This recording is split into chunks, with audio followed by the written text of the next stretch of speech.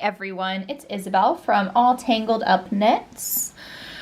And I'm just going to be doing a little tutorial today for how I create those crochet chain stripes up the side of my Flora sweater.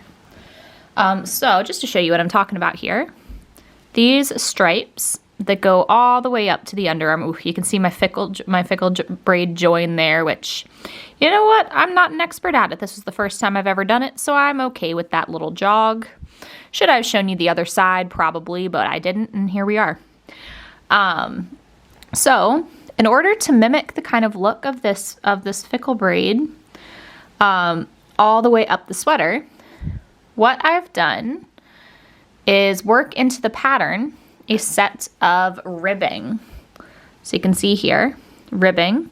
I've got 3 purl stitches. Obviously on the sweater it's more than 3, but this is just a little swatch. And so that everything lays nice and flat like you see it here, the crochet chain is worked into the purl stitches. Now, I am not creating a tutorial for the fickle braid because I just learned how to do it from a different tutorial. And I am no expert, so I am simply linking to the tutorial that taught me because frankly, I'm not going to pretend to know everything. I absolutely don't.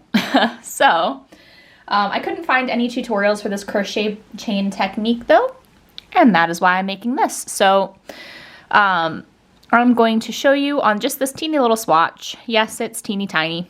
This thing takes forever, so I'm just doing a little one. How to do these crochet braids. Not braids, chains. So give me just a second to kind of clear my desk, make everything a bit more clear, and we'll get to it.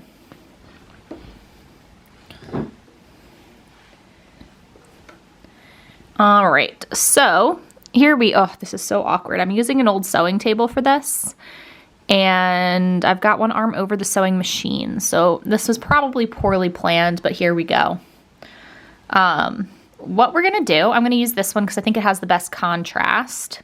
These are the colors I used for Flora. This is light walnut. It's Flora Adora Fibers BFL DK and light walnut. This is her Highland DK, which is now, oh no, what is it? I wanna say it's Comfort DK now in the colorways Chocolate Cherry. So Chocolate Cherry. And it's kind of a reddish brown and a pink. Because this one has a slightly better contrast, I'm just going to show you with this one.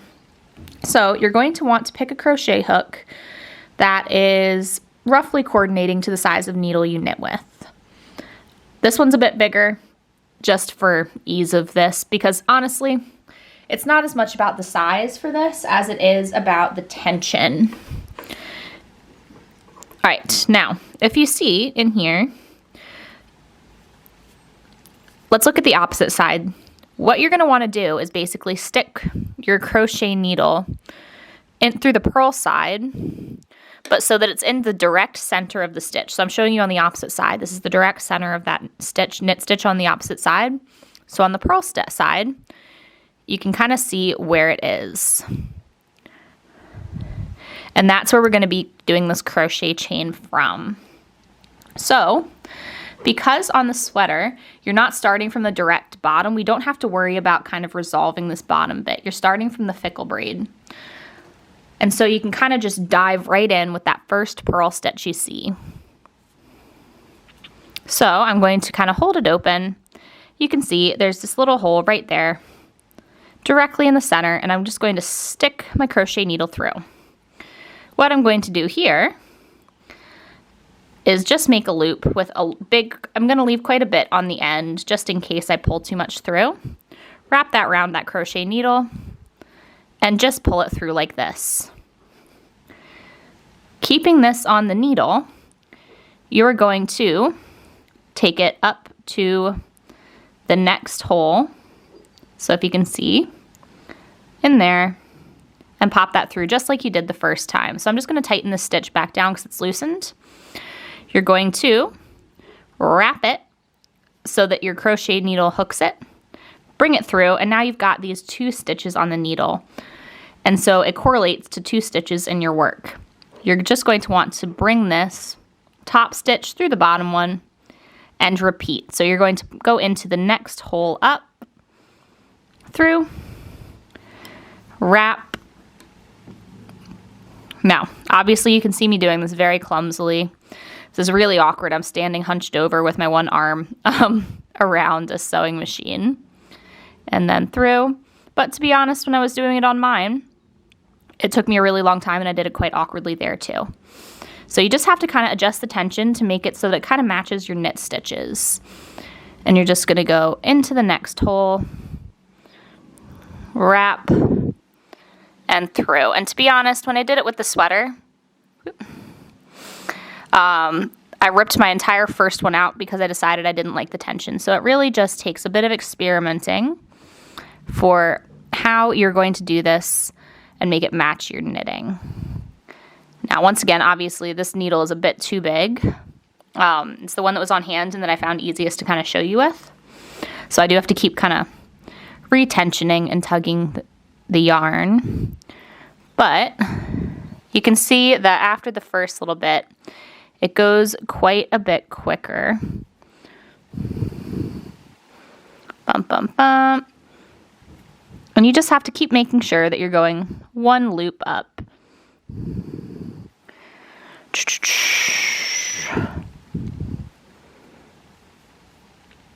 And we're going. And we are going.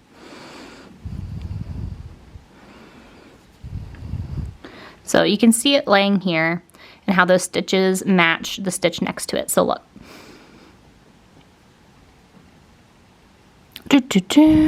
Where's the next hole? Right there. All right, and so we're coming up to the top. Now, I did this on my sweater when the shoulders were already seamed. And so what I did was basically go into the last one that I could kind of access. Make that stitch. And then go into the shoulders, and then basically like go into the shoulder seam, pull this up and through, and knot it off like that. And then I wove the ends in on the inside of the sweater. But you can really do however you're most comfortable to kind of secure this into the shoulder seam.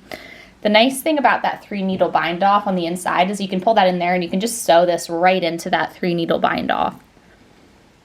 But there you go. So there you have it, one nice stripe, and I'll show you how it looks on the back.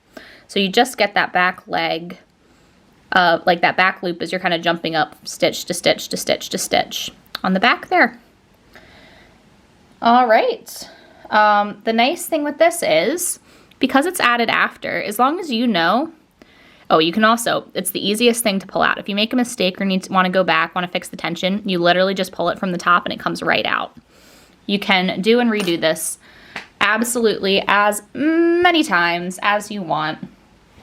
But that's kind of the beauty. You can do this all in one contrast color. You can do it in 2 contrast colors like I did. Or heck, you could do it in 3 contrast colors. You could do it in as many as you want. Every single color on this sweater could be different. And because you're adding it at the end, I mean, as long as you have a color you're happy with on the fickle braids, since you're adding this at the end, you can change up these colors whenever you want. You can just pull them out and put them back in. And I think that's actually really fun. So, if you're working on the sweater, I apologize, this step is going to take you absolutely forever. It took forever. But it's so worth it. It is so worth it. So that's all I have for you today. Maybe make yourself, actually, you really don't need to make yourself a swatch for this because you can just rip it out and redo it as many times as you want. So grab your crochet hooks with a band in, grab your sweaters, and just go for it. Just practice. If you mess it up, guess what? You can rip it out. It's a beautiful thing. That's kind of why I love knitting so much. I've been doing a bit more sewing. And it's so much fun. The sewing's really fun, but it's so much more high stakes because there's certain times where if you sew and have to rip out a seam, some fabrics are going to show that. or if you've cut slightly the wrong way off, it's just things are gonna be off. Whereas with knitting, I just rip it all out, maybe give it a wash, and I can either fix whatever I've screwed up, or it can become something brand new. So grab your sweaters, grab your crochet hooks, and add some color. All right.